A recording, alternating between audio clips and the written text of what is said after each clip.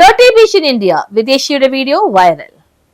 മലീമസമായ കൊച്ചി കടൽ തീരത്തെ സംബന്ധിച്ച വിദേശിയുടെ പരാമർശ video വൈറലാകുന്നു.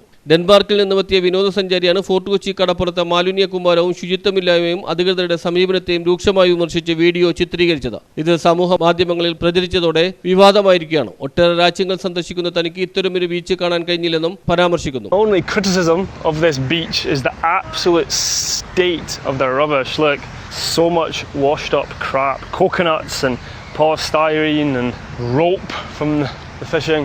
All of this behind me would be filled with water all the way up to where the rocks are. But there's just so much crap on this beach, which is a shame.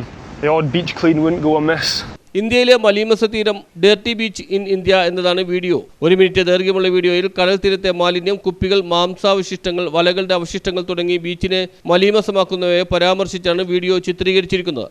എന്റെ വിമർശനമെന്ന മുഖവുരോടെയുള്ള വീഡിയോയിൽ കൊച്ചിയുടെ മനോഹാരിത, ശാന്തത, സമാധാന അന്തരീക്ഷം എന്നിവയെയും പരാമർശിക്കുന്നുണ്ട്. അധികൃതരെ രൂക്ഷമായി വിമർശിക്കുന്ന വീഡിയോ നവമാധ്യമങ്ങളിൽ വൈറലായതോടെ വൻ വിവാദമാണ് ഉയർന്നിട്ടുള്ളത്. സംരക്ഷിത തീരപ്പട്ടികയിൽ കൊച്ചി തീരം തഴയപ്പെട്ടതിന്റെ വാർത്തയ്ക്ക് പിന്നാലെ വിദേശിയുടെ വീഡിയോ അധികൃതരെ ഉണർത്തുമോ എന്നതാണ് ജനകീയ സംഘടനകൾ കാത്തിരിക്കുന്നത്. News bureau, fort Kochi.